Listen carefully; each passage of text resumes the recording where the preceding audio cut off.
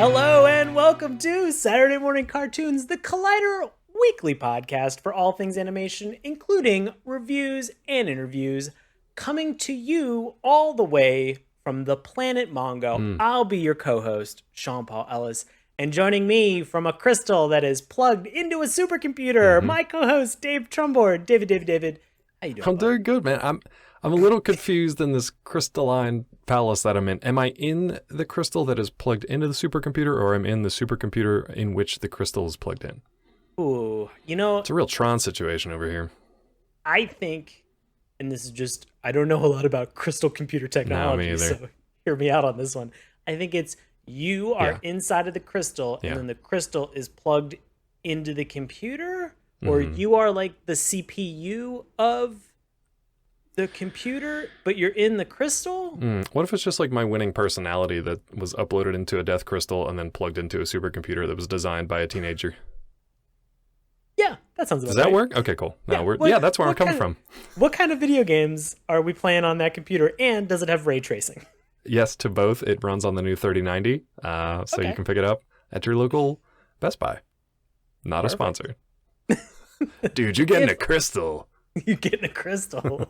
This sounds bad if you look at our back catalog of shows that we have looked at, given the fact that there is such a thing as a drug called Crystal Twist. Let me just grease my palms.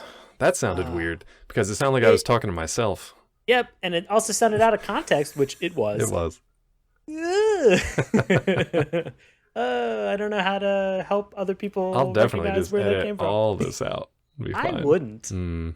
I wouldn't keep it there. Go listen to our drug episodes. They were a lot of fun. We had some anti-drug PSAs or anti episodes that were drug PSAs, because some of them were real bad. Some of them were real fun. Check them out. Right. And some of them were also the best. Being somebody who being two people who don't really do drugs. Cartoons are our drugs, essentially. Yeah. Which is one of the sadder things I've ever said, but it's also true. Yeah. I'm okay with that. Yeah. I think we're all good on that. I still want to do some Crystal Twist. Yeah. But anyway, I digress. If Crystal Twist doesn't make sense, go back and listen to our Brave Star episode on New Texas, the planet New Texas, that has Crystal Twist as a drug. Don't worry, we're going to get just as severe on today's episode in terms of some of the character and plot development. So I can't wait. We got a good one. Yeah. I'm so glad we found it. Right.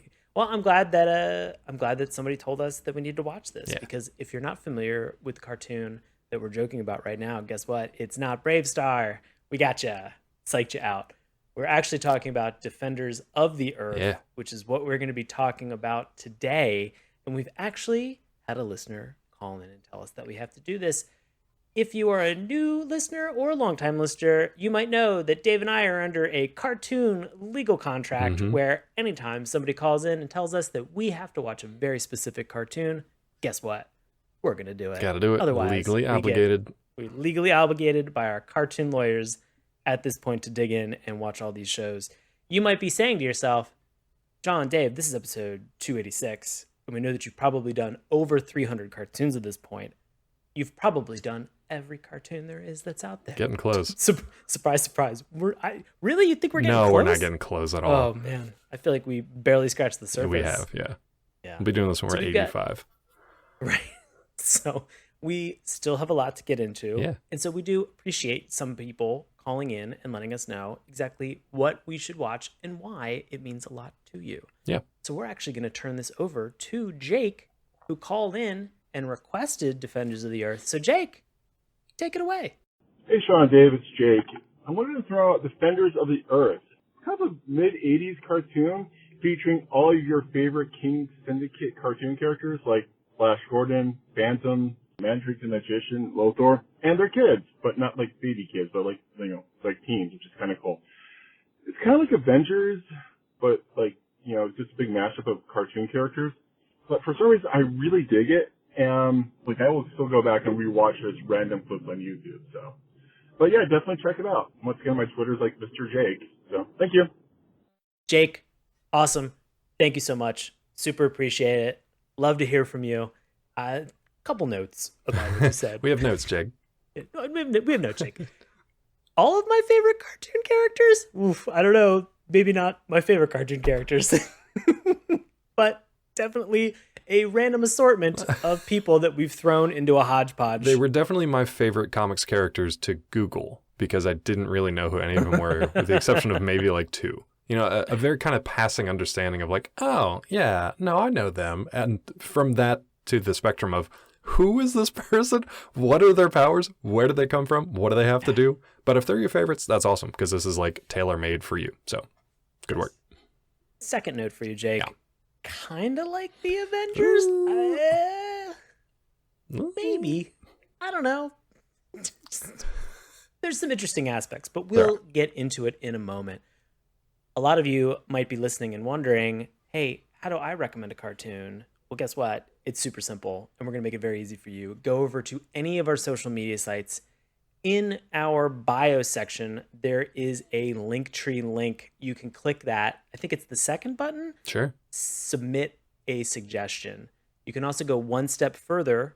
You can either use that Google form and submit that suggestion, or you can call into our automated voice answering machine. Yeah, leave us a voice message because everybody loves that. They're fun.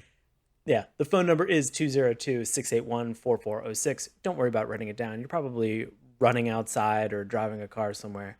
Don't worry. It's in the show notes. We got you. It's in all of our Linktree and our social media accounts. Go click that button. Give us a call. Leave us a message.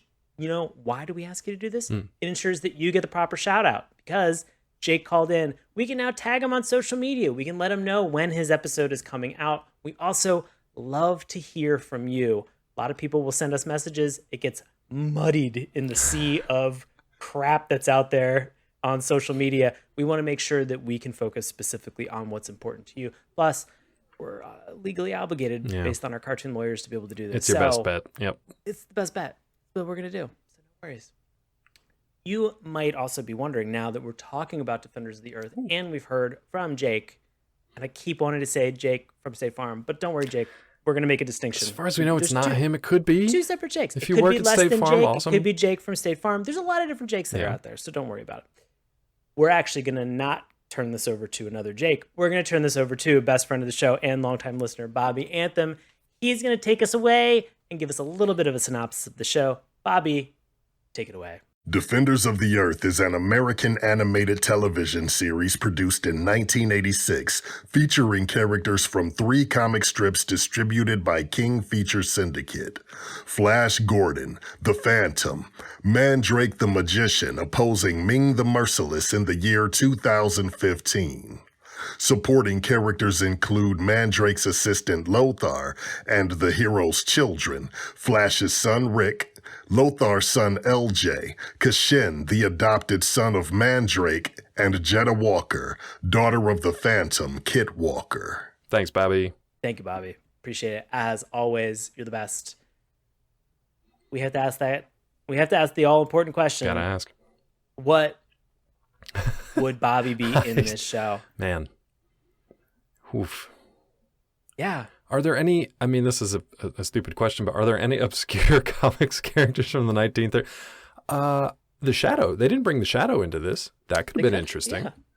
You know, early 20th century comic book character. Probably not a King Features property at that point, but Bobby would make an interesting Shadow. Could see that. I think Bobby could make an interesting Shadow. Yeah. I'd be behind that. Okay, cool. Yeah. There we go. Yeah. I mean, if it's a Shadow, I feel like the Shadow would be behind me, but we all get the point. Probably. So, yeah, but you know how it goes. Yeah. We're including Bobby. I wonder if the Shadow and the Phantom would have been too much, though. What do you think? It could have been. I feel like there's a lot of redundancy between the two. Out of here, Phantom. Yeah, sort of. There's a lot of murky areas with their origin stories and their one-liners. By the way, there he is. Phantom right there. That's blocking. Couple challenging things. Yeah. It's also, are you that much of a Phantom if you're just dressed in purple? You look. And the skulls, man. We didn't gleeful. get much of the skulls, but anyway, we'll get into that. Billy Zane, this one's for you. Yeah, right. Here we go. Let's get into talking about Defenders of the Earth. Yeah. We are going to approach this through a spaghetti Western fashion. Mm-hmm. Yeah, I know. Clint Eastwood. We understand that he's probably listening. So, of course, we're going to talk about the good, the bad, and the LOL. We have obviously changed it from the ugly. Let me break it down for everybody. Please. We're going to talk about the good. Things that we liked about this show, stuff that resonated with us, stuff that we loved. Talk about the bad. Some things that didn't resonate with us. Things that may have been a little bit problematic. we're going to talk about those. We'll get into it for Defenders of the Earth. And there's a couple things, so don't worry. Yeah. Finally, we're going to talk about the LOL, talk about things that made us laugh, intentional or unintentional. Holy We crap. got a bunch. There's so much. Can't wait. There's almost too much. We have in terms visuals of- too. We have visuals to share with you guys today. Yeah. This is what's crazy because we've done this as an audio, podcast for over 6 years at this point. We're now doing this as a video podcast. Because we have a crystal-powered computer, so it's great. Crystal powered computer. Also, Amazing. if it glitches out at any point, just pull it out and just blow on the crystal Yeah. and plug it back in. That's That's fine. the equivalent of a Control-Alt-Delete. Yeah. So we are going to talk a little bit about those things that made us laugh, intentional and unintentional.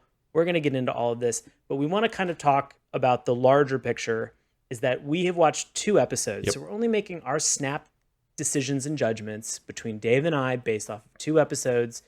Jake didn't even recommend these ones. True, He just said yeah. watch the show. So we ended up watching the All first 65 episode. Oh, wait. What? What? Oh no, don't do that. No, I didn't do that. Which it is fun that there were 65 episodes Yeah, that this came was a out for good, this. good old-fashioned Monday to Friday afternoon syndication cartoon. Yep. Which, if anybody's paying attention, 65 is the magic number for cartoon syndication. Yep. Divided by 3, So- you'll figure. By 3? Yeah. Divided by 13 even, you'll figure it out. Start with a It's 3. fine. That's not going to get you anywhere. Oh boy. So we actually watched episode 1, Yep. which is The Escape from Mongo. And we boy. also watched episode 26, which is Terror in Time. And the season 1 We wanna- finale as well. Yep. Right. We want to talk about the fact that all of these, from our snap decision based off these 2 episodes, we want to recognize that a lot of time, love, energy, money, politics, BS, also a lot more money go into actually making Crystals. all of these cartoons. Yeah. Crystals. So recognize that we're making this decision. If you have a difference of opinion, feel free to let us know. We're not going definitely to get will. a chance. We're not going to get a chance to watch all 65 episodes. But guess what? Surprise, surprise. Pretty much a majority of them are out there for free on YouTube, Yeah. so you can pick them up right now. Yeah. Until Just they shut every once it in a while, you're down. going to have to. Well, either that or you're going to have to sit through a bunch of YouTube commercials and wait the 5 or 6 seconds before you can say skip commercial. That too. Or they're going to try to get you to get whatever the version is of YouTube do that it. has commercial free. I don't know. Don't I bother. think I feel like I almost click the wrong button every time, Dave, and I have a mini panic attack Yeah. that I signed up for another free streaming service that I don't need. It's fine. Just give them my email address. You'll be okay. I don't know that I would do that to you. Why would I do that? That Don't seems know. terrible. I'll take the 5 seconds, though. I'm good. Okay. I'm good. Well, fair enough. Yeah. Let's get into Please. the good things about this show. Yeah. Let's launch into it. Dave, Defenders of the Earth, Woo. the good. How are you feeling? What resonated with you? I feel pretty good when we talk about sort of good old-fashioned classic Saturday morning cartoons. Now, granted, we did talk about this being a weekday afternoon syndicated cartoon, but it's got all the trappings of a classic 80s comic book-inspired animated adaptation with a supergroup, a bunch of kids running around who are like the second generation of that same supergroup. There's a little fuzzy animal sidekick. I mean, this is like by the book what you expect to see when you have a comic book superhero 80s cartoon. And I was not disappointed that all the tropes are there. And they line most of them up right from the theme song. Like you're ready to go just from that theme song. Can we talk about that for a second? Let's get into the theme song, Oh please. boy, what are your first Ooh. impressions from this one? Just great 80s vibes. Yep. That's all I want. That's it, like fun music, Yeah. fun song. We get a roll call We for do, the which single we dads club that needed. they have that are Yes. out there. Yes. So we kind of get into, because as Dave mentioned earlier, some of these characters are super fun to kind of Google, 'cause I didn't know who some of them were. No, And these were all that's created okay. in the 30s. These were all from the 1930s, and they've had various iterations over the decades.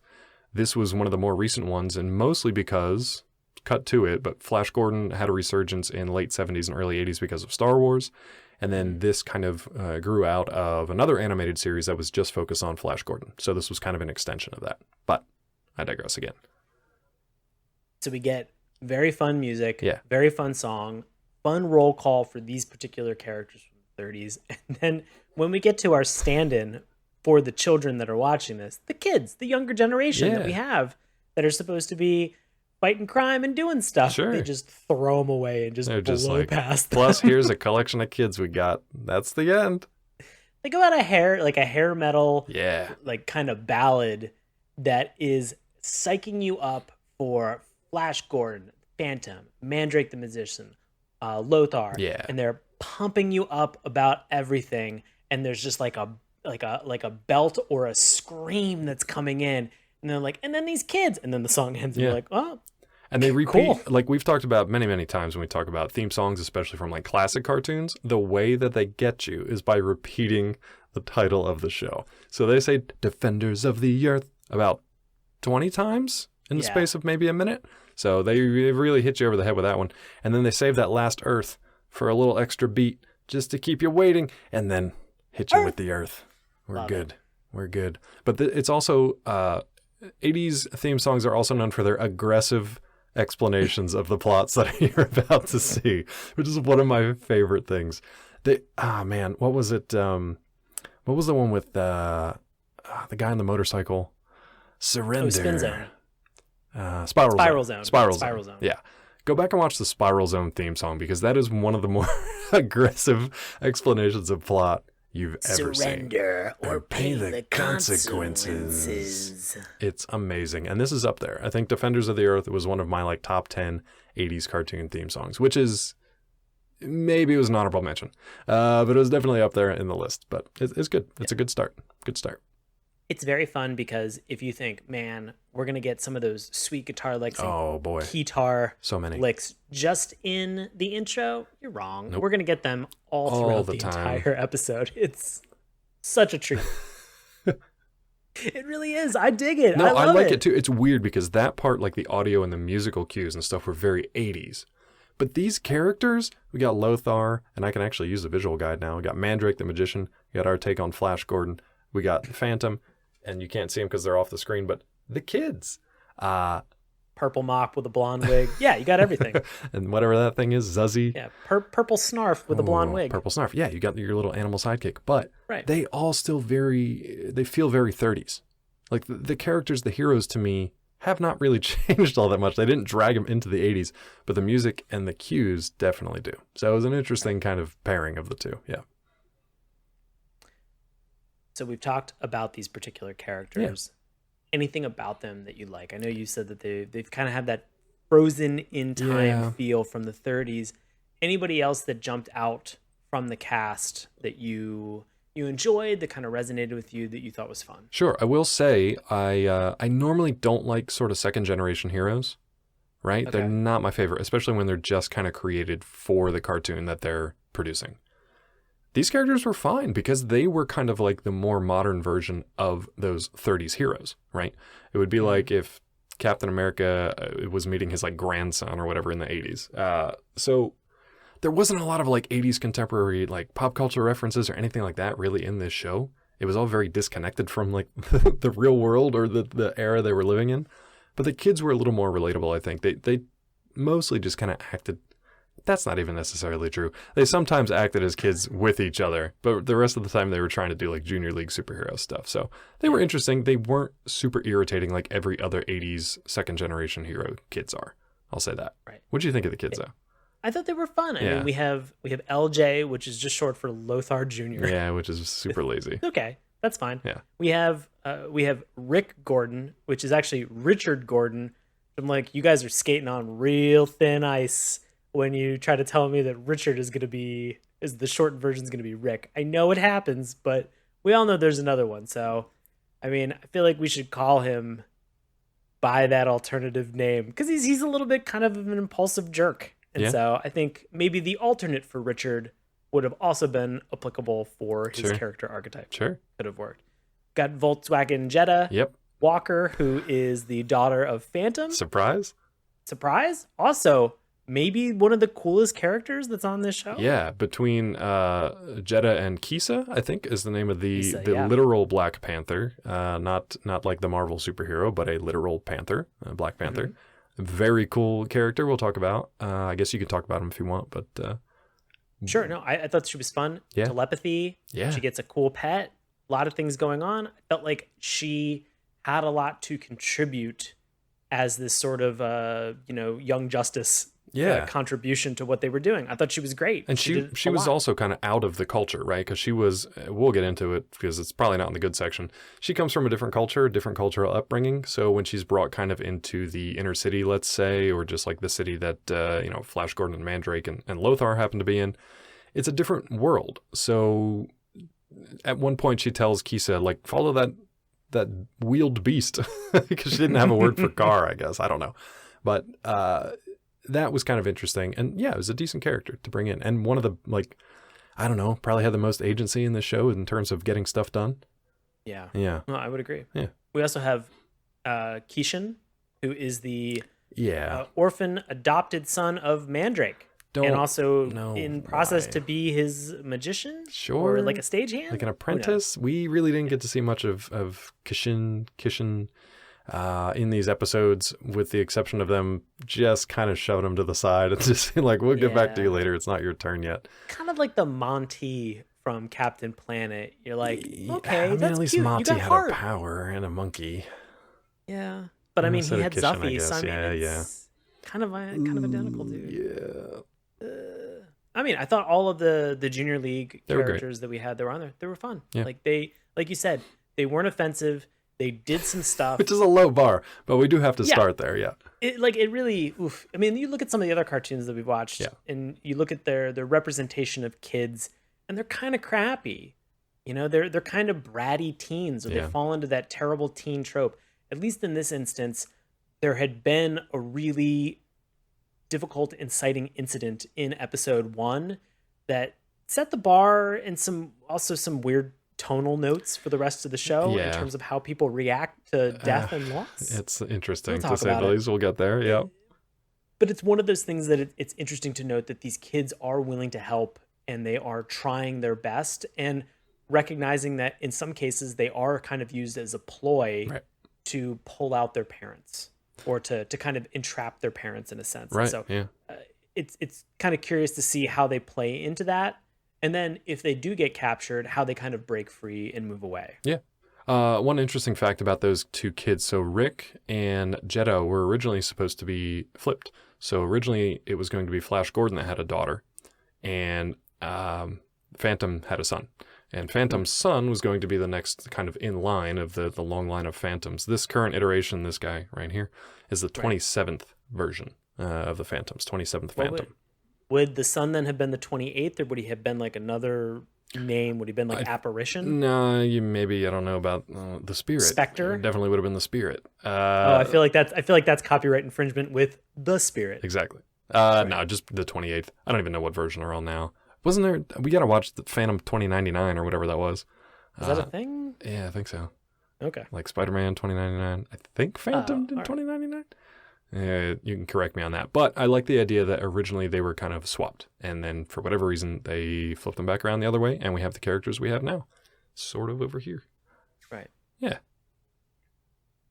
Tell me a little bit, Dave, Sure. about the animation style that we have. Because if we're not watching the video of the two of us talking about this, there's a very clear contemporary to this show that I think would put a lot of people in the right place of mind. Sure, yeah. For me, it reminded me a lot of G.I. Joe. The kind of big, kind of muscly heroes, but just randomly running into and out of the screen at various angles, which is what I think of when I think of G.I. Joe as far as animation goes. Like, they're either straight at you, straight away from you, or just like on a weird angle.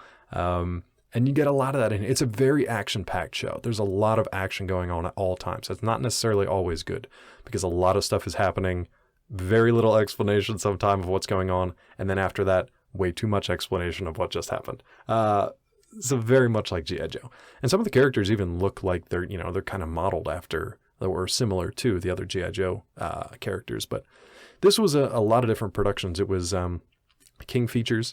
It was a Marvel production, which is why Stan Lee had some story supervising credits on it, and I believe even wrote the title sequence, the theme song lyrics. Oh boy, if the credits are to be believed.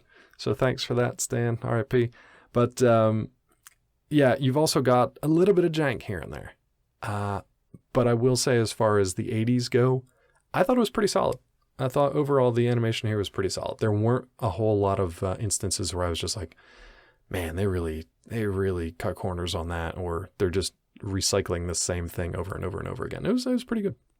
And it's very funny because some of the jank that we see for cartoons, I think of very fondly. Yeah, of course. I enjoy a little bit of jank from time to time. It feels like it's of the era because it was. Right. Even episode 1 had, for a majority of my LOLs, I'll talk about all the jank that we noticed that's in there. It's fun. It's not crazy. It's probably goof ups between where they were handing over scenes for animation, how they were communicating with some of those different teams. And I will say there were a lot of overseas studios doing the actual animation. So it was Marvel and King that were doing the production, but the actual animation was done by a trio of South Korean studios and then Toei Animation.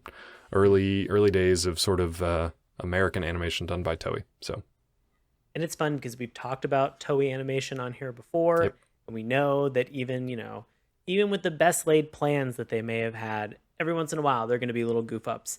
Sometimes they're more glaring than others. Right. In this case, they fell right into that sweet nostalgic spot of it's not terrible, it just turned out to be funny. Yeah, exactly. It's in our LOL section, so you escaped the bad section. Speaking of bad, though, what do you think about our major antagonist here?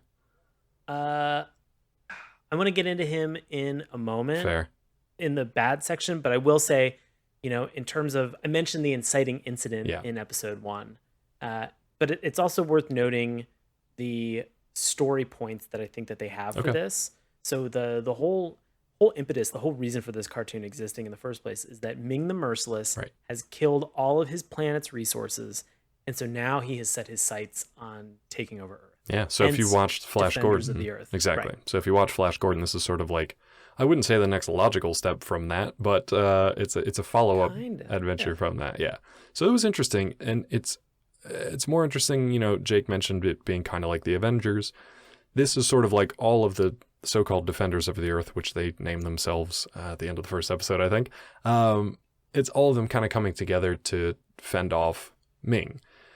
Ming doesn't necessarily feel like the biggest possible bad they could have had, but I guess at the time and in the Flash Gordon universe, like, that was it. It was always Flash versus Ming and vice versa. So that gets a little old, I would imagine, by episode 65, but they try to find new ways to freshen that up and keep it interesting. So for 2 episodes, thought it was pretty good. Yeah, not bad. It's also fun to see that, I guess maybe fun isn't the correct word, but I talked about the inciting incident for all of this, and it's the fact that in the process of draining Planet Mongo of all of its natural resources, Ming has captured Flash Gordon, his wife, and also Rick. Yeah. And Flash has managed to get away. Son, wife, not so lucky. Yeah. They torture the wife. They actually multiple times. Yeah. They kill his wife. That's how this cartoon, within the first 22 minutes of this show, at least about around maybe like the 10 or 12 minute mark, they kill a character. Through. Yeah, she's gone. And it's interesting to note this because, we talked about the contemporary being G.I. Joe. The reason nobody really ever died in G.I. Joe is because how else are they going to sell action figures? Right. In this case, they actually kill a character and there are consequences to kind of how that takes place. Not the ones you expect. A little bit of consequences. Not the ones. There are definitely consequences, just not the ones that any normal person would expect. Yeah. I definitely didn't expect it, and I'm far from normal. So it's interesting to kind of see that actually take place as that incident that kind of acts or sparks as a catalyst, because then suddenly you have Flash Gordon, who's already dedicated to fighting the powers of evil. Yeah. Now he's just like, oh no, like, clear my calendar. He's super dedicated. I have an agenda and a goal now. Forget this son of mine. I'm just going to focus on this, which is something we'll talk about in a second. It's also very weird to see like the teen drama aspect of it. It was fun for me because in some cases I'm sure they had to kind of normalize a lot of the action, but it is very weird to sort of see them say, I know that your mom died, but guess what? You have to register for high school classes tomorrow. Quite the jump there to to normalize, like you said, to bring everybody back down and just be like, let's not dwell on this crushing emotional trauma we've just experienced. Let's start high school tomorrow. Also, this kid looks like he's at least 25, but anyway. Right. Yeah. And then Jedda immediately being taken out of where she is, and they're like, oh, don't worry, you can enroll in school with our kids. Yeah. Like, I don't know that that's a bonus. I also don't know that she's okay with that, or anybody should be okay with that, but it's very convenient for the narrative. We'll put it that way. Exactly. Can I say a couple things before we move on to the next section about that season 1 finale? Mm-hmm. There is a bot in the employ of Ming, who I'm going to talk about more in the LOLs, but the bot's name is Octon, and it looks like a giant like virus. If you've seen what a virus looks like a phage virus, let's put it that way. It looks like a giant one of those. So it's got this like octahedron head. This thing, it looks like it's going to be like super powerful, and then they never cut back to it again. But I just really liked looking at Octon and seeing how powerful this thing was supposed to be. However, there are bigger surprises in that season finale. We get a weird mutant life form that kind of complicates things. Felt like an add-on to me. But the more interesting thing is there's a time travel aspect, and it throws them back in time so that they can actually meet Prince Valiant and a bunch of characters from the era of, King Arthur. So a little bit of Merlin magic thrown in, a little bit of kind of swords and sorcery kind of stuff with good old-fashioned King Arthur knights, things like that. That was pretty neat. That was a fun addition to close out that first season.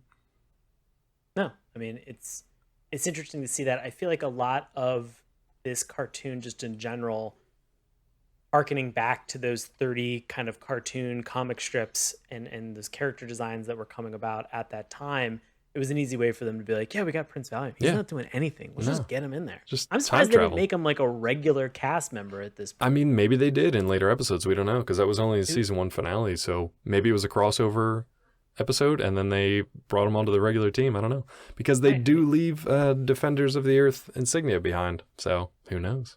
Yeah, I mean, and also, who else is going to continue to fight whatever Venom or Carnage symbiote they let loose in the past? Yeah. Thanks, guys. Thanks for bringing your time traveling trash back here. We got Warlock to deal with. He's bad enough. Now we got Dark Water. Exactly. It is. There's just a weird kind of like purple symbiote that they have that looks like it's either Pirates of the Dark Water, like the actual Dark Water from the show, or it looks like it's a Venom from Spider-Man. It just kind of attaching itself, and it's evidently eating the flesh of people. Yeah, but slowly. To be honest with you, very slowly. It's like just niblets, taking niblets. Mandrake walked away unscathed, so he's totally fine. It's like those little fish, that like the little remora eels or whatever, just kind of clean you up. Exactly, like when you're getting like a pedicure or something like that. Too. That thing. They just eat your dead skin. You're fine. Mandrake actually is shining. He is exfoliated, looking great. He is ready to go, ready to moisturize. He's great. He's pumped. Let's talk about some of the things that didn't Doctor. pump us up about this show. Yep. Can I? You can. Can I talk about the first? Please. Probably the most glaring. Gang, we need to talk about the fact, and I know that we've mentioned this before on this show. When we look back at sometimes 80s cartoons that are out there can sometimes be sexism. There can sometimes every ism, especially when you're talking 30s comics, like every ism that's out there. Yeah. The more notable one that's in this is with the character design of Ming the Merciless. Yep. And it's very hard because it falls into, sadly, what is called and considered yellow peril imagery for that particular era. That is racist imagery of what Asian people or like East Asian appearance would look like, just in terms of the character design. Sadly, Ming the Merciless falls into that category, and I know that they tried to make him green, to be like, no, he's not really, he's an alien, and it's fine, and everything's fine. Yeah, it's hard because like when you look at a lot of the things that are in there, it's a little uncomfortable. I mean, just in terms of what's there. I'd say now we would kind of look at something like this and like we can recognize and we can understand and hopefully learn from what's taken place. It's the wrong way to do character design. It's not great. It is offensive. It's also interesting to note that Mongol is very close to obviously Mongo. Planet Mongo is similar to Mongol, and so which has a tradition or has a part in terms of like identity for people who are East Asian. And so it's challenging, it's hard, it's not great. You know, it's a bummer to watch it and be like, okay, this is like a fun thing that we're all cool with. This like four single dads raising these kids doing this. Oh man, and now Ming, we're hit with this racism. Like, I don't need this crap in my cartoons all the time. Speaking of maybe adjacent to racism. Oh, I want to stick with that real quick because it's real uncomfortable for everyone. But it does remind me of the Mandarin too. So hop over to Marvel. Yes. Very similar, obviously inspired by very similar stuff there too. So if you get them confused sometimes, I mean, they both kind of come from the same sort of not so great roots.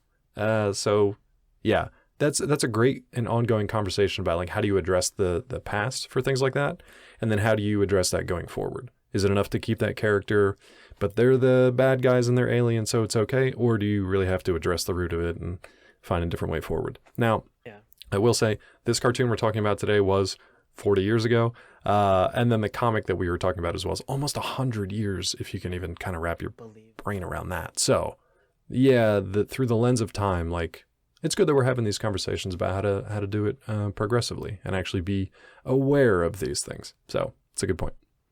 And you think about, like, I think it was like 1934 and 1932 when a lot of this character design, so post World War I, prior and setting up for the sequel in the 40s. And so, you know, it's just tough. Yeah. So we can all recognize that. Yeah. And no studios were free of that. I mean, go back, watch Warner Brothers stuff, Disney stuff. It's all out there. So yeah. Fleischman's, it's challenging. Yep.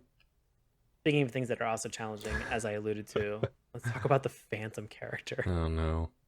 Again, going back to the origin of the character, they really stuck with it instead of trying to do something new with it. Yeah. Yeah. And you know what? And it's not to say that it's weird. It falls into current tropes that we know and we understand in terms of storytelling and writing, which can be problematic. He is living in South Africa, which isn't to say that there can't be white people in South Africa. There are. Well, and that's been an issue there for some time. Let's put it that way, yeah. But he definitely has, he is pulling powers from the peoples that are in that particular area from them and his teachings and his learnings. And he is the hero, which kind of really gives off a white savior vibe that I don't need. In some cases, we've seen that with, like, he's like a bad combination of a Tarzan, a Batman, and a Green Arrow character. And now, granted, he was around before, you know, pretty much all of them. All of them. I don't know about Tarzan, but yeah. So, I mean, you gonna look up Tarzan? No, I'm not gonna look up Tarzan. I mean, I'm 100% gonna look up Tarzan now. But yeah, he is. Like, I like the Phantom character, but then there are obviously going to be aspects of that kind of origin story that you're just like, ugh. It would be like if you watched Black Panther and then Martin Freeman just like stepped to the front of everybody and was like, I got this. Don't worry about it. Yeah. Yeah. Nobody wants that. And also nobody needs that ever. Or ask for it or anything. Yeah. It's a weird kind of thing to have to start the bad section, just be like, hey, racism. Racism. I feel like mine are more kind of like specific to the industry and to 80s cartoons. There's things like there's exposition dumps. Like this entire thing starts with Flash essentially crash landing, popping out, random dude in a magician's cape. Like if you don't know Mandrake and Lothar and Kshin and even Flash, if you don't recognize him right off the bat, the first few minutes of this episode are just like, what is happening? Especially if you didn't see the theme song. So it's really kind of mind-boggling at first, like what is going on? But don't worry, because Flash Gordon is going to just cannon shoot all the exposition that you need to know right into your face. So it'll be fun. This tea will definitely make me feel better. The tea's from my LOL section, because there's a great 1-2 punch that comes from this tea. Yep. I will say, like, with all that exposition though, there's some really bad one-liners. Stuff like I think it was Kshin saying, you know, there's like a rocket ship that landed, and then there's robots that come and try to like it's bizarre because they try to apprehend Flash Gordon, but the magician who owns the mansion is just like, there's no Flash Gordon here. Do you see? The spaceship already took off. And the robots are like, I guess it's fine. Well, thank you for your time, sir. And they just like leave and go back out the door. But what's crazy about that is like Kshin will say, they don't teach stuff like this in science class. And Lothar, just hanging out, says, sounds like science fiction to me. I can't. Some of that stuff is so cringy. Even in the 80s, that wouldn't have flown. It just wasn't good. It wasn't good. But there are so many characters in this thing that it is... Once you've got a handle on who everybody is, it's fine. But it also makes it really difficult for everybody to have like enough time to shine. So everybody gets a few seconds of like an action sequence, or everybody gets a one-liner or a couple snippets of dialogue. The kids, maybe 30% of the screen time they get to share. But yeah, it's something. It's a task. Right. Anything else from the bad section that you want to point out? No, I just wanted to talk about the racism. Just want to, like always, just want to talk about racism. Yeah. Right. Can I talk about... So we get this glowing crystal. Sure. Stick with us here, kids. Yeah, I know. I'm here for this ride. Man, how do I even begin this? So as Sean mentioned, Rick and his mom, who's Flash Gordon's wife, who's never named in the show, but her name is Dale Arden. You know that if you read the comics or Googled like we did, she's never mentioned. Dale Arden Jr. Dale Arden Jr. Great race car driver. She is never called by name in the first 10 minutes, her entirety of existing in this show. Then she dies by torture. And she never says a word in that final torture scene. The only words she says are when they're in the prison cell. So she never says a word, never makes a sound, which was also really creepy and weird. And then is just holding out this like glowing crystal and gives it to her son. And like I think, Sean, you mentioned earlier, the crystal is kind of important for a lot of things. They use it throughout this series to show and reveal different things to the characters. They apparently jam it in a supercomputer that Rick is building and give the personality of his dead mom to the supercomputer, which everybody seemed totally on board with from the get-go, which was the consequence we talked about, but which no one saw coming.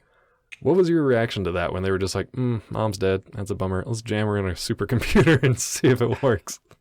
It's really hard because there was a part of it, one, the technical aspect. Yeah. It was like, they stated that the operating system of this computer has her psyche. Think about that for a minute. If you were to boot up your Windows computer and Windows 2.0. Was like, yeah, exactly. You know, just your dad, just like, oh no, really? Are you gonna watch anime again? Like, I don't need your lip. So right disappointed now, in me. The disappointed desktop every time. The D3 disappointed desktop dad. Oh no. So it's weird that they would do something like this, but there was also a moment where I realized you just killed this kid's parent. Yeah. And here's my thought on this. No, seriously, hear me out. Oh, no, I'm listening. I've just got a lot of other, like, related thoughts in mind. Yeah. Understood. Yeah. Understood. I maybe this race, like Flash Gordon and these space people and what they think or consider, maybe death doesn't have as much of a finality as it does for humans. Sure. Maybe this race kind of thinks that, like, you know, as we sort of try to embrace, you know, the end and understanding that it might be a new beginning for something else. Right. Maybe they've already gotten to that point where they understand it. So maybe the reaction and the gravity that we thought with this inciting incident, maybe for the Gordon family, they were like, oh, but she's in an operating system on a computer. Fine. Like, not a big deal. I don't know, though, because Flash's reaction to seeing his dead wife... Oh, I know. In context is pretty rough. Out of context, it's actually really funny, and I'll talk about that in a second, too. But what disturbed me more was Flash showing up, trying to rescue his son and his wife, seeing his son free and, like, running around. Obviously, he had gotten himself free. And he's just like, where's your mother? And then Rick is just like, she's, and he's like, no time for you. And he just turns around and runs the other direction. So it's sort of like there's not a lot of time between Flash and Rick in the few episodes that we saw. So I'm hoping that they kind of formed a relationship and didn't just rely on the fact that mom was still around as a supercomputer to kind of bridge that. Hey, I don't know, but it wasn't great. I don't know, Dave. You know, if they form that relationship, then they're never going to be able to have a Riverdale-style spinoff. That's true. Of just these teens in high school figuring out life. Just but figuring there's it also out. A murder mystery. Oh, boy. Who knows? Yeah, it's fine. I will say a couple other minor things in this. Just we've talked about it on this show before.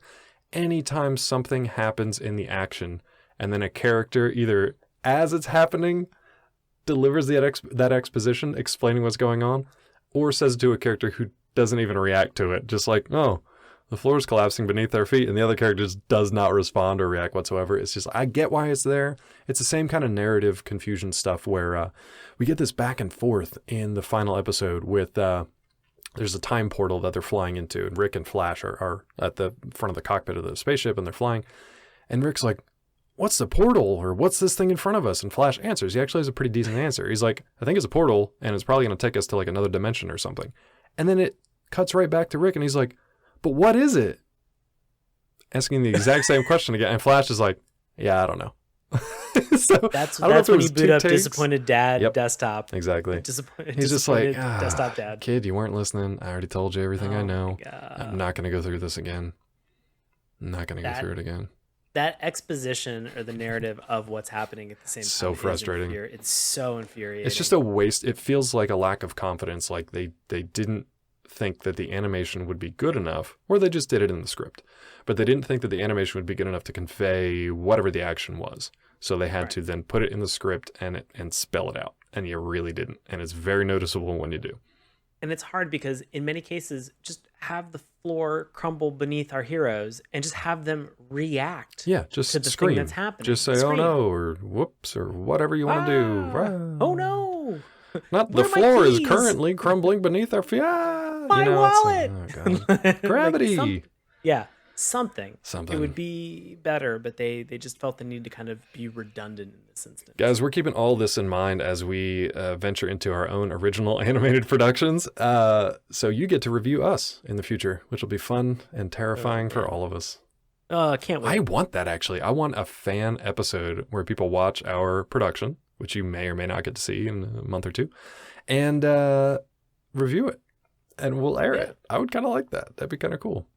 Set up another call-in number where please people can just call in. Just treat it like we treat every cartoon we talk about, the good, the bad, the LOL. Just please do it that way and give us a compliment sandwich if you can. Yeah. We're sensitive. Our egos can't take it. We can't take it. Can't take One failure and we're done. Oof. Out of this industry. You're out. Done. Speaking of stuff that does make us laugh, though, you ready to go for the LOLs? Oh my God, let's go. Oh, buddy, I got a big list. All right, what do you got? Oh God, the T line cracked me up. This is right after Flash Gordon lost his wife and son to an alien like warlord, crash lands his ship, and this kid who we don't know comes up and he's like, "Here, I made some tea. Should make you feel better." And he just screams at the top of his lungs. He's shaking his cup, clanking but he's like, "Whoa," drinks it down, but he's just like, "It does, but it won't help them."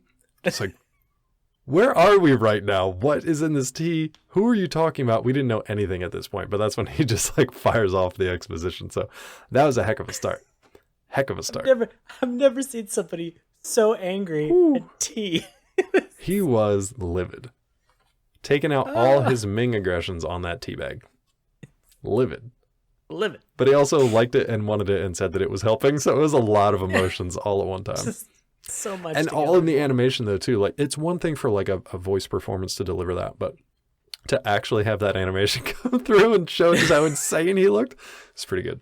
It's pretty good. Yeah.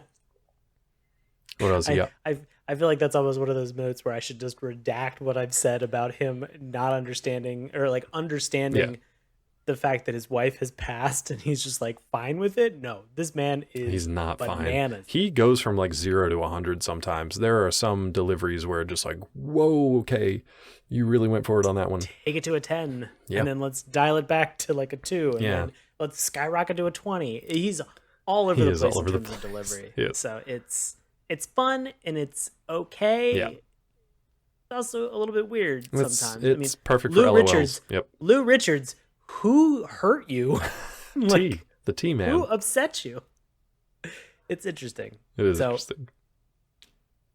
For me, let's discuss some of these pets. I know I've talked about, we have Zuffy that we've mentioned, who is essentially a smaller version of Snarf from Thundercats. But like a weirdly colored version. Yeah, like the purple with a blonde wig. I don't know if it was supposed to endear them to the Gordon family or what, but I don't know either. It's funny because, I mean, you know, based on like the timeline of when this particular show like came out and aired. Yeah. I'm trying to remember when Thundercats aired off the top of I think my it was. head I think as it was. well. I want to say 85. Was it? I think so. I could be wrong. I want to say 85. Okay. It might be later 80s, but yeah.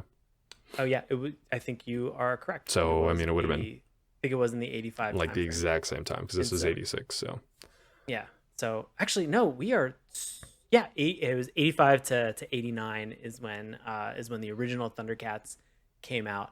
I only say this because you can see so many parallels between this group of like older adults, the younger kids, which are like the Kit and Wily Cat as like the stand-ins for the younger viewers, and then just this like snarf character that was like, you know what, I want to feel cute and put on a blonde wig because blondes have more fun. And you're like, okay, get into it, man. Like I'm cool with this.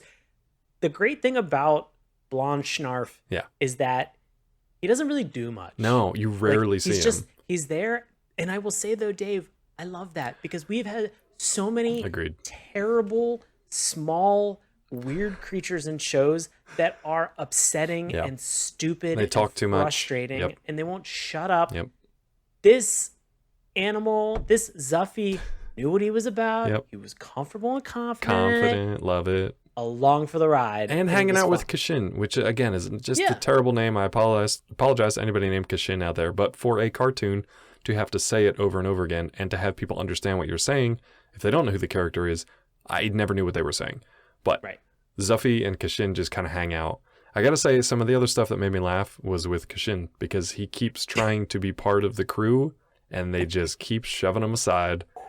Arm's length, buddy. They lay out these plans. They're like, we're gonna cram some tea into Flash Gordon, get him up and running. We're gonna get everybody in the spaceship. We're gonna fly across the universe in 10 minutes. We're gonna rescue his wife and son. We're gonna defend the Earth. We're gonna restore order to the universe. And Kshin's like, awesome. Can I come? They're like, no, you got to stay here and finish your homework. Yeah. Like, come on, man. For any kid watching it at home, it's just like, yeah, I know how that feels, and thanks for not letting me come for the ride either. I really appreciate that. Just stay here and wait for you to bring Zuffy back to me, I guess. Poor Kshin. Can I Yes, you talk can. to you about some jank? Please. Let's get into this jank. Love jank. At one point, this group decides that they are going to go recruit Phantom. God. So they go to South Africa. Yes. They're in the jungle. They need a man who can track like a beast.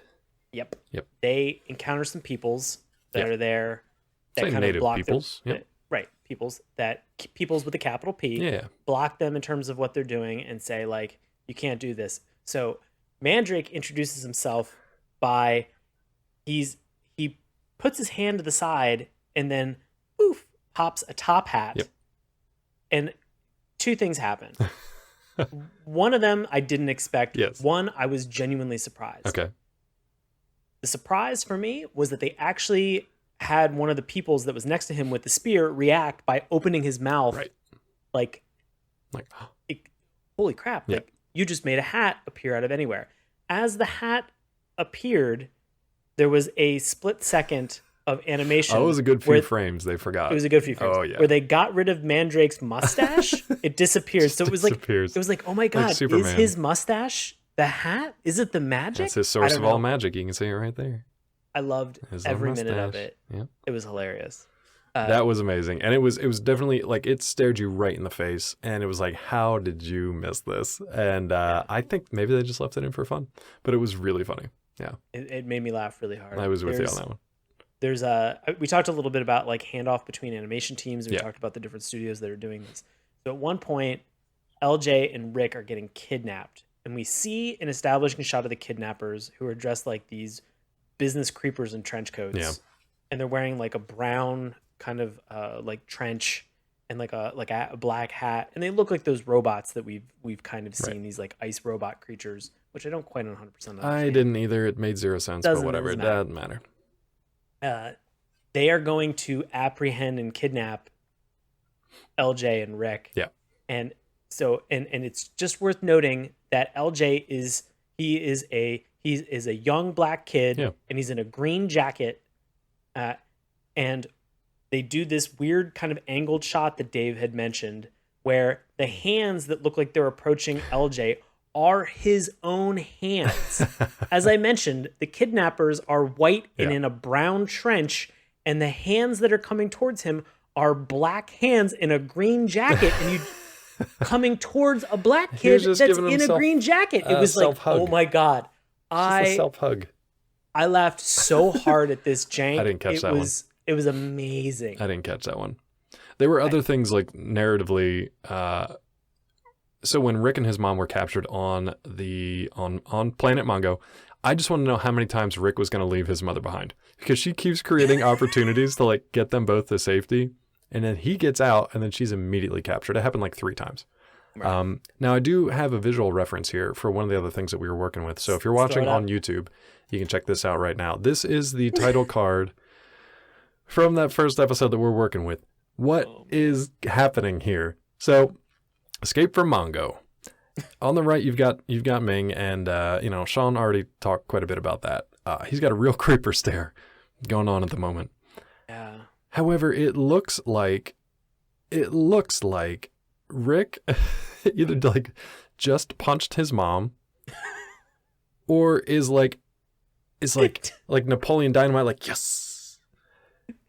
Or elbow dropped her or something. Yep. and Flash is behind him about to deliver like a killing blow, or is also just like dancing weird, or is also celebrating at the same time. This is the first thing that pops up when you watch this episode, and this I had to pause it, obviously, take the screenshot, and then it killed me because it was just like, what is happening here?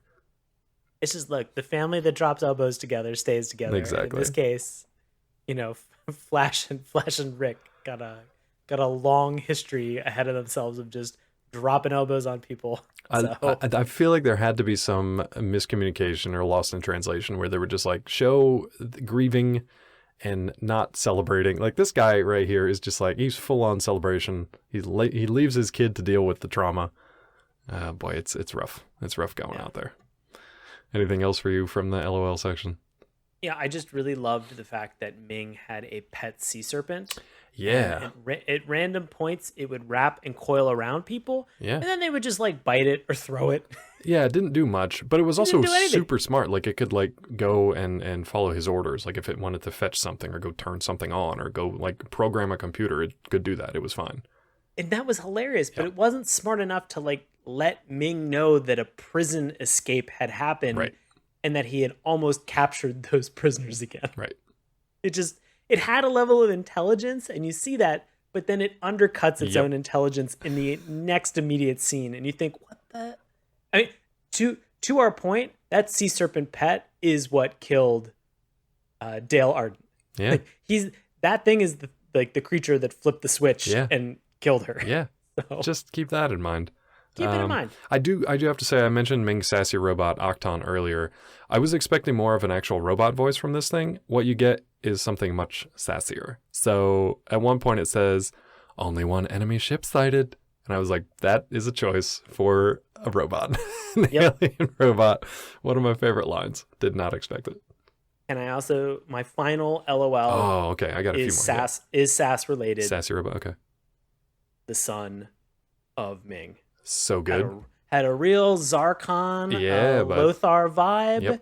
Yep. They are just, the son is monologuing and sassing in the background. Like this dude is a freaking Hamlet in a play by himself. Yep. Just like, I'll get you later, father or uncle.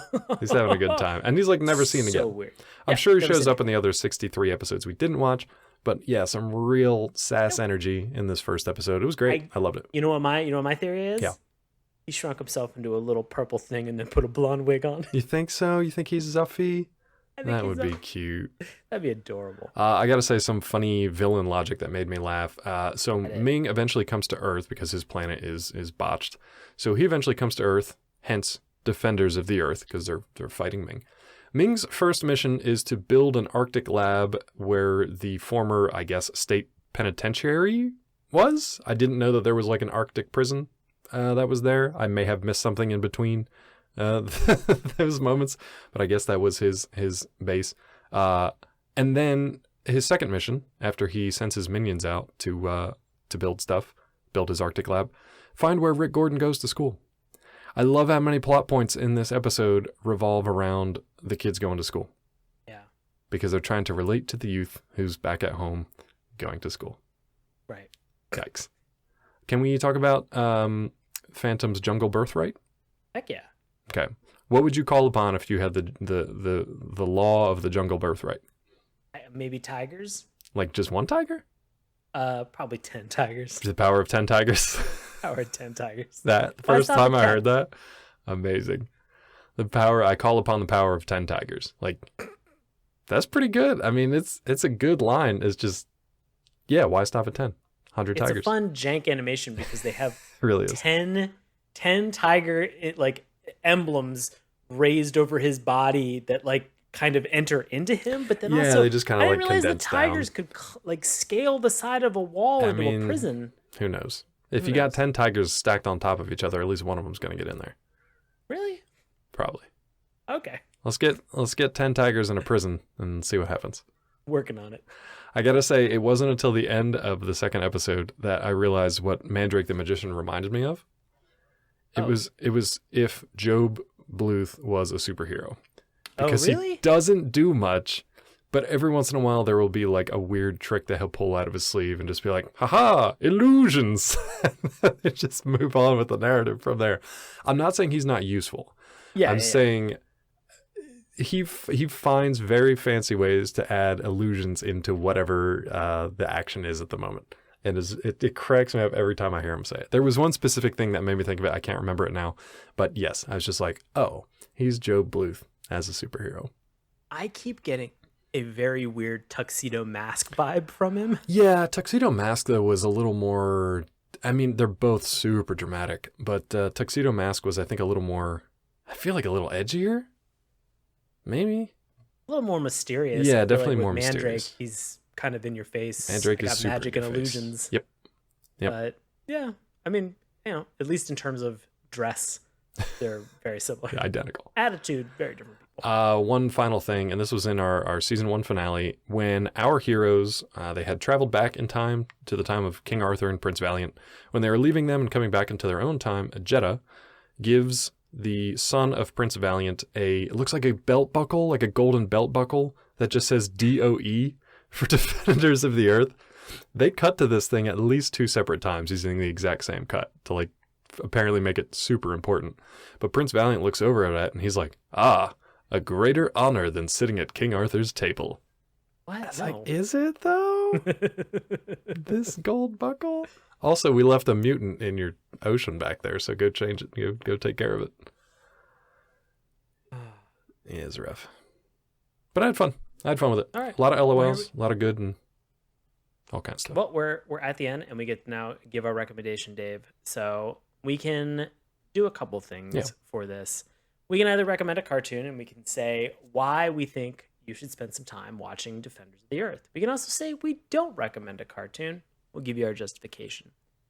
If we don't recommend a cartoon, we can go one step further and give it the dip. The dip, yes, from Who Framed Roger Rabbit. Yep. Dunk the cartoon, give it the dip, erase it from the annals of cartoon history. We will only talk about it, in a negative sense on the show. Yes. If it is mentioned. There are a handful of dipped cartoons that are out there. Do not watch those. So if something gets dipped, it's like Poison. stay as far away from it as possible. Yep. It's hot lava. Here we go. Defenders of the Earth. Yeah. Jake has asked us to watch this. Dave, how are you feeling? Feeling good. Thanks, Jake. Good recommendation. This one had actually been on my list and our list for a very long time. I was surprised that we hadn't covered it because I remember the theme song, I remember the characters, and I was like, oh, I'd always wanted to watch that. I'm actually glad that we did because these characters, I think, warts and all the flaws aside, I feel like these characters are classics for a reason. A lot of them are coming up on their 100th anniversary. I don't know if there's going to be anything to really kind of celebrate that, but I think it would be pretty cool if they did. And this cartoon is a great way to introduce people to these characters and some of the problems that they come with. So it's a great thing for starting a conversation like this. So will I recommend it? I would say yeah, because if you've never seen a Flash Gordon, if like me, you've never met Lothar, Mandrake the Magician, even if you know the Phantom but want to see some more of them, or these random kids. It's a super fun way to get into it, and it's just like a classic, great, and I say great with quotes, 80s cartoon. It's got everything you want from an 80s cartoon. But that's my take. What do you say, bud? I'm really conflicted. Okay. obviously I talked about the bad being racism. Yeah. Here's my thought, and hear me out on this. I am not going to recommend this cartoon, Okay. but I am not going to dip it. Okay. Because I'm not going to recommend this cartoon because I think it should be there for people to understand and learn from. Sure. In terms of some of the things that are there. It also, and I'm not going to dip it because at the same time, there is that Lothar character that is there that is a good, actually like incredibly useful black character that we have in terms of representation. We as well as never also his really son. talked about Lothar, though, because they don't really give him much They to do. don't get into him. Yeah. And so that's what's so challenging about this. I think, you know, if you were looking at this and you'd said, hey, I want all these tropes, go watch Thundercats. You know, if you were say, hey, I want something that's action packed, I'd say go watch G.I. Joe, you know, or go watch Captain Planet that has better representation kind of across the board in terms of what's there.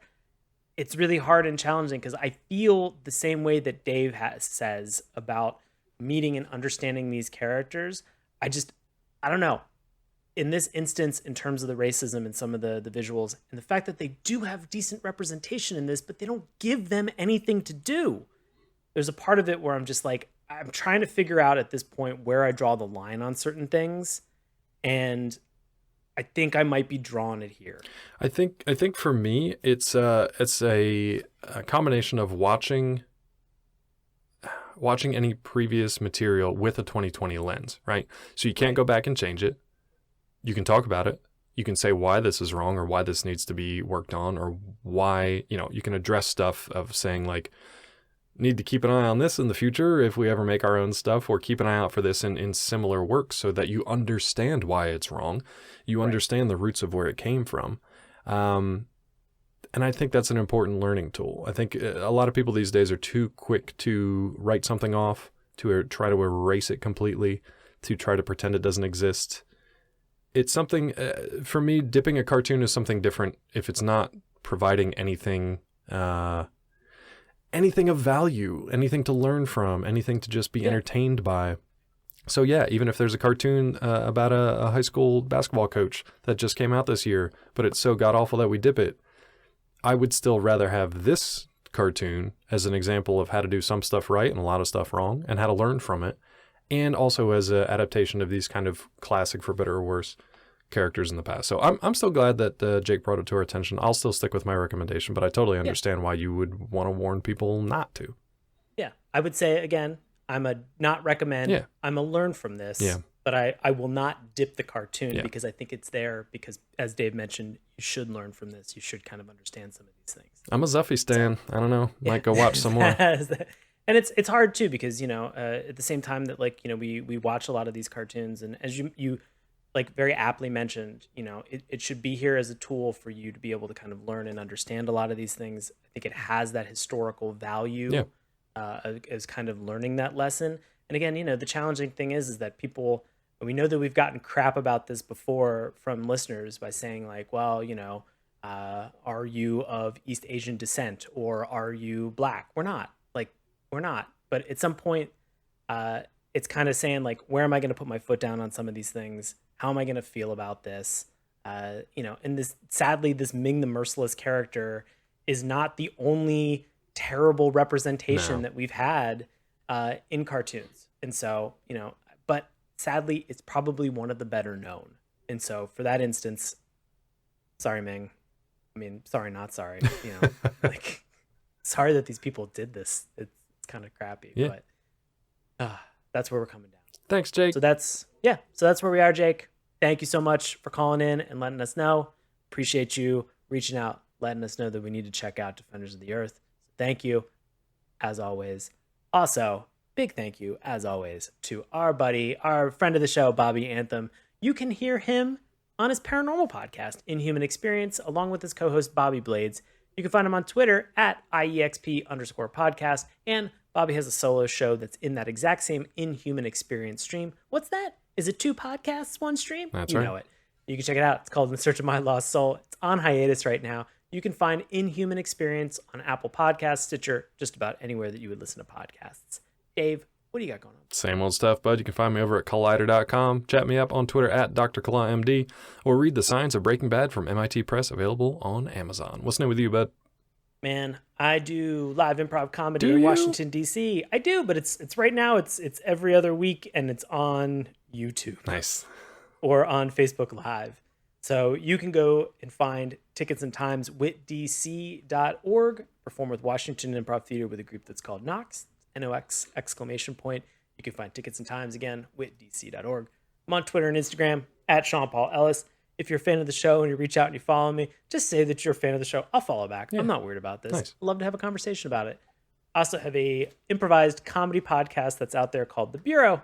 It really answers the question and the mail in terms of, hey, what would a podcast for 4 people who are working at the FBI sound like if they were to improvise and fake the entire thing? Check out The Bureau. It's available now. I think we've started recording season 3. Season 1 and 2 are out for you to listen to right now. To read, yeah, we probably should do transcripts. You should do transcripts. I'll just read it in my spare time. Yeah, it would just be In my us own. I'll do the voices in my head. constantly laughing. Yeah, right. Well, if you're listening and you want to support us, Thank you you so much for even thinking about that. You can go over to our Patreon page. Patreon, look for Saturday Morning Cartoons. Just remember, it's morning with a U. You can also just tell a friend. Why? Because we don't understand how Apple iTunes does the recommendation engine. And guess what? Maybe we're not going to learn after 6 years. So that's the line that we're drawing in the sand. Dunzo. You can slide into our DMs on Twitter at Morning Tunes. You can check us out on Instagram and Facebook at Saturday Morning Cartoons. Drop us an old-fashioned email on SaturdayMorningCartoons@gmail.com. Again, you can find all of these links in our link tree, which is in the bio for all of our social media sites. And as always, you can listen to us on YouTube, Apple Podcasts, iTunes, Stitcher, Google Play, Spotify, anywhere fine podcasts are sold. Thank you guys so much for listening to us Thank today. you. We appreciate it. I think we're going to be back next week. Yeah, we'll be back. Maybe. We'll definitely be back, but I think maybe we're going to be talking about an upcoming Netflix show that's coming out that Maybe. involved the park and like a summer camp vibe, Maybe. because I think it comes out soon. I don't know what calendars are. Can we talk about it We'll soon? talk about it next week and also Okay. soon. But for now, I want to say bye to my 4 dads. Aw. Thank you guys so much for listening, and we'll talk to you next week. See ya. Stay safe. My 4 dads. My 4 dads. Hey, everybody. Thanks a lot for listening to Saturday Morning Cartoons. Now, if you'll excuse me, I have to transform and roll out.